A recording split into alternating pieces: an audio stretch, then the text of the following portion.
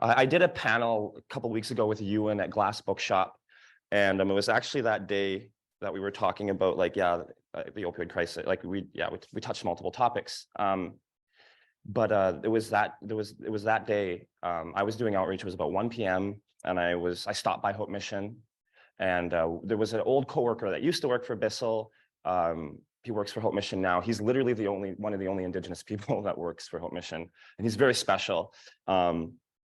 And he was like, I go in, I'm chatting with him, and he broke the news that a very beloved community member had died recently, 4 days before, and his name was Junior, and I'd known Junior for 11 years. I met him my first week, actually. I started working at Hope Mission, and Junior was a staple. Like, he was, like, everybody knew him. And he passed away via drug overdose, via drug poisoning. And so across the street from the main building on the corner was the encampment he died in. And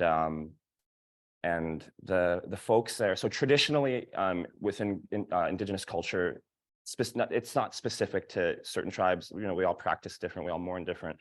But in Cree culture, we mourn for 4 days. We'll traditionally host like a 4-day wake, where a ceremonial fire is lit the moment the person dies, and it stays lit until the 4th day, where we have a ceremony. We let the fire die down, we let it go out, and then we send their spirit. We send their spirit away in a good and kind way. And so usually fires around Hope Mission, you know, within the hour, staff will come by and put them out. Fire will come by, put them out. Frank, the guy who I know who works for Hope Mission, he convinced Hope Mission to allow the community to keep that fire burning for 4 days. And when I ran into his name's Frankie. When I ran into him that day at 1 p.m., he said at 4 p.m. they're having the ceremony in the encampment. And he invited me to come, and I was like, "Oh, this is like, I'm so happy I knew of it and I was able to go." So I went at 4 p.m. and the fire is burning, and there was maybe 3 of us. We have an elder on the street, and Frankie is awesome. We were able to bring them a drum. We were able to bring them medicine and an eagle feather, and conduct this ceremony. And again, there was only 3 of us, and then the elder, like, one of the guys was like worried. He's like, "Where is everybody? Like, they need to be here." And then the elder said, "Just play the drum, and when you play the drum, they'll come. They'll hear it." And by the end of the ceremony, there was over 40 of us. Every single one of us were Indigenous, it